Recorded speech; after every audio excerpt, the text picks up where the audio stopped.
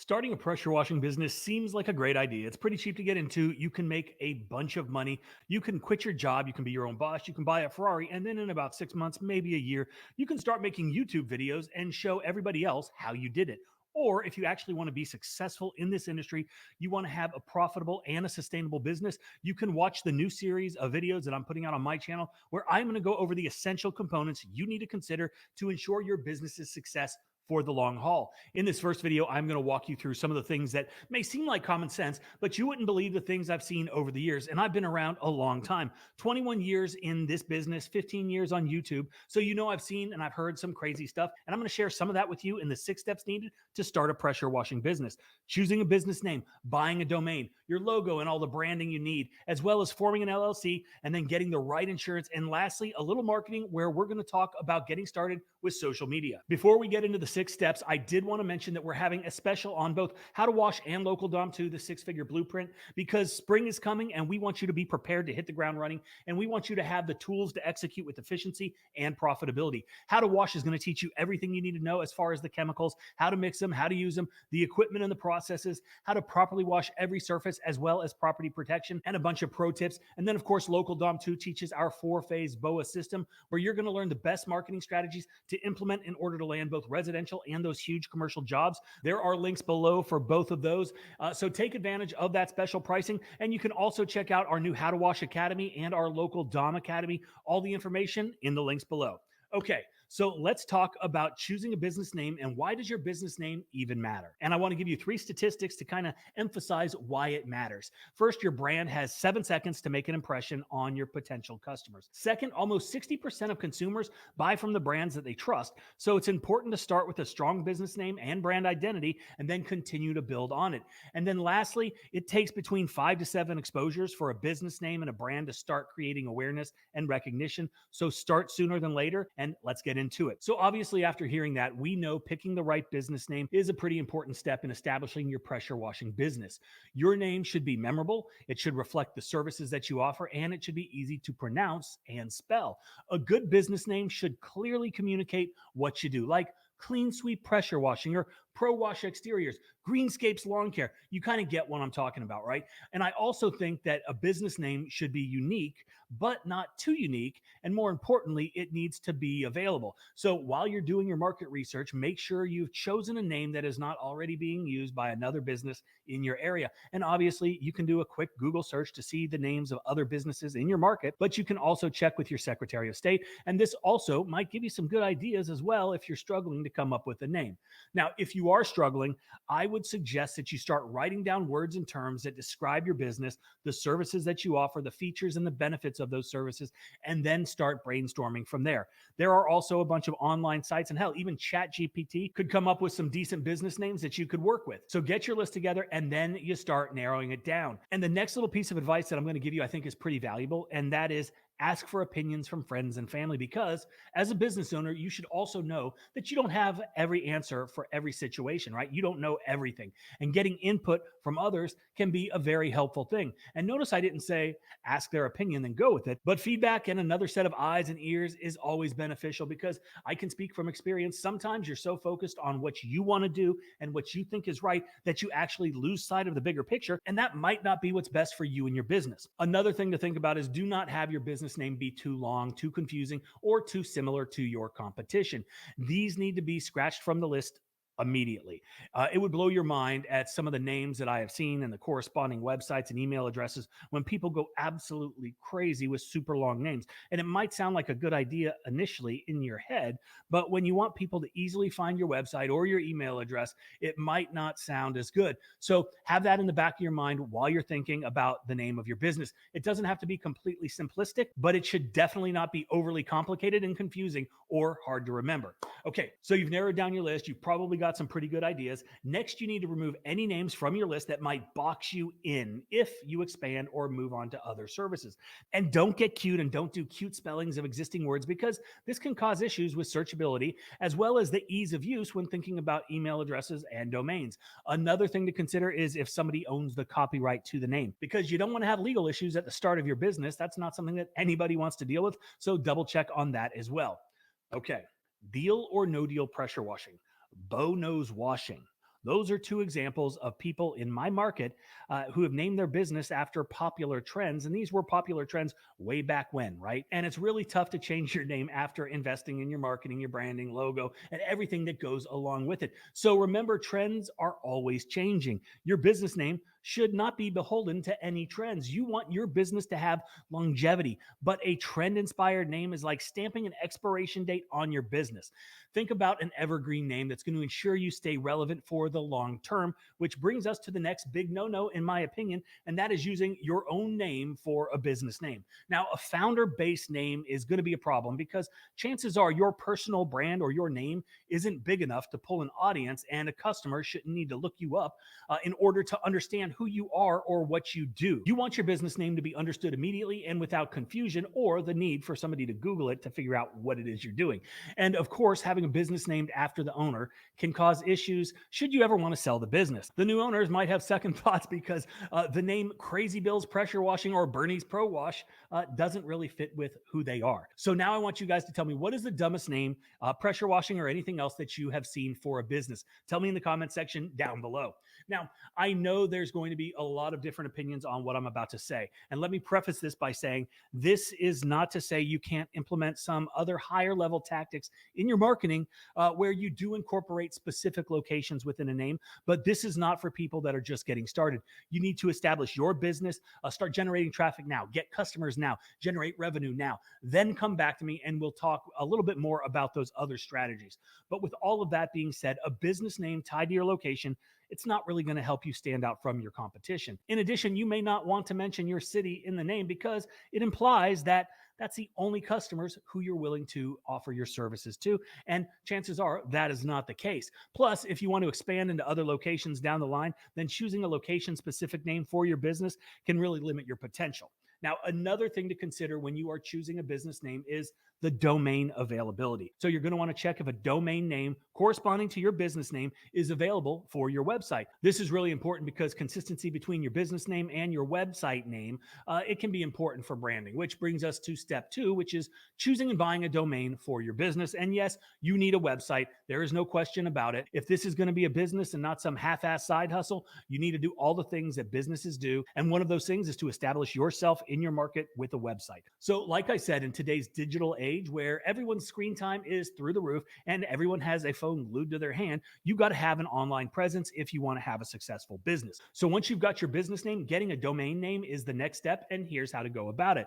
And like I said, keep it simple. Choose a domain name that is easy to remember and type. Avoid special characters and hyphens and try to get a .com extension because that is what most people are used to. And I know it sounds a little silly, but people trust those .coms more than anything else. The next thing is to research and register. I personally use GoDaddy when I'm searching for things, and you can use it to search for business names that match a domain and then register it as soon as possible to avoid losing it. And this is actually unbelievably cheap, so don't skip this step. Just pull the trigger. So we're going to move into logo and branding now because creating a strong brand identity is really essential for building trust and recognition in the industry and your market. Your logo and your branding play a significant role in this. So consider the following when you're out there designing your logo and all of your corresponding branding.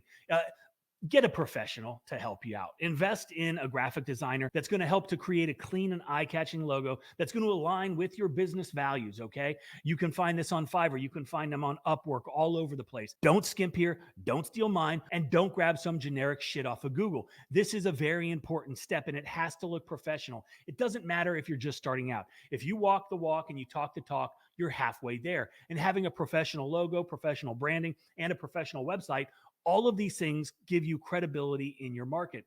And then once you've got all of this in place, we're going to use a word I use all the time, and that is consistency. You want to maintain a consistent color scheme, fonts, imagery across your website, your marketing materials, truck wraps, uniforms, any kind of signage, and also your social media profile to reinforce your brand identity, right? Consistently across everything that you do. Okay, something important to remember is you are not the brand. You can be the face of the company, the spokesperson, if you will, but do not think that you are the brand. I made that mistake early on and quickly changed things up. I have the most stolen logo in the pressure washing industry. You know it, you've seen it, you might have stolen it, and maybe received a cease and desist letter from one of my attorneys. But the logo didn't start off as the easily identifiable silhouette of a pressure washer that you know and you love, right? It was a photograph of me posing like a jackass. And yes, I was the brand. Not a good choice. It was an ego move. My face was on everything. And even though I can't understand it even to this day, some people, they might not have liked my face and they might have chosen not to use my company because of that. So have a good brand, but don't be the brand. I build businesses to sell them, right? And having your face, your first or your last name in the company name or as a major component of your branding is something that I would highly recommend that you avoid doing. Okay, next we are going to talk about the need for forming an LLC. Now, forming an LLC or a limited liability company, it's a no-brainer and it has several advantages like personal liability protection and potential tax benefits. And while it's not mandatory everywhere, I would highly suggest that you do this, especially if you're wanting to be a legitimate business and not just some chuck in a truck trying to make a couple bucks for a 12-pack on the weekend. And I'm going to go through some of the reasons why you should consider setting one up. First is probably the most important, and that's personal asset protection because it separates your personal assets from your business liabilities, and it's going to protect your personal finances in case lawsuits or debts occur. And I've made a bunch of videos about the importance of this, so I won't go too far into detail here, but search the channel for insurance and check these videos out. The next thing is credibility. Having an LLC after your business name, and I'm going to talk about that in a minute, can enhance your credibility and professionalism in the eyes of potential customers. Now, I am a firm believer that you should not have LLC next to your name on your uniforms or your truck or your website. If you're a legitimate business, people are going to assume that you do have everything in place. A simple licensed and insured on your website or signage is more than adequate. But I think having the LLC emblazoned on everything is kind of like a rookie move. It's like the guys that have CEO next to their name on their business cards. If it makes you feel better, by all means, put it out there. But honestly, most customers are just going to look at it, going to have a little chuckle and move on. Now, there are some scenarios like where you live that might have an impact on the need to include LLC next to your name. So know your local regulations because it might be required. Again, this is just my opinion coming from somebody that has been around for a while and hires a bunch of companies to do stuff.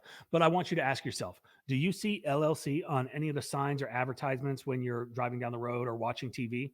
The answer is no. Okay, so next is, do you need insurance? And the answer is, of course you do. Regardless if you are just starting out or not, you are a business, a legit business has insurance, and it is a critical aspect of running a pressure washing business. Nobody ever thinks it's going to happen to them, right? But shit does go wrong. Bad things happen, things get broken, injuries and accidents happen, and having the proper business insurance provides protection when it does. So I'm going to cover 3 types of insurance that I think that you should really consider. First is general liability insurance. That is a definite.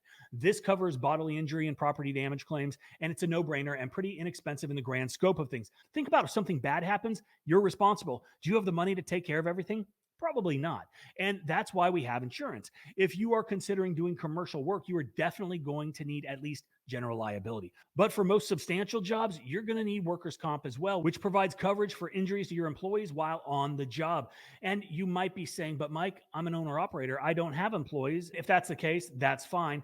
And there are some states that don't require it. But like I said, almost every commercial account is going to require that if they are going to hire you. Okay. And there are some states that will allow for waivers, and that is something that you can look into. But I also know that every single big job that we've ever done requires workers' comp, and there are no exceptions. Okay, the last little piece of the equation is having equipment insurance, which protects, obviously, all of your equipment in case of theft or damage. And this might not be necessary if you're just starting out and have minimal equipment, but as you scale and as your equipment gets bigger and better, definitely something to consider. So in some of our upcoming modules for this series, we're going to dive deeper into marketing, but something that most people already have established or at least have a general working knowledge of is social media. I have mixed emotions on social media for marketing purposes for a business, or at least some of the platforms. Some add value, some do not. I don't necessarily think that posting on Instagram or TikTok is going to generate any substantial leads for your business. Does it hurt? No. Are you going to focus on this? No. Are you going to use other marketing materials that you are implementing in places that actually have a return and post them over there? Sure. Why not? But do not rely on them for generating leads. The best thing about all of these social media platforms are you can post for free. Obviously, there are some PPC versions, which I think are a much better option. But again, any exposure is good exposure.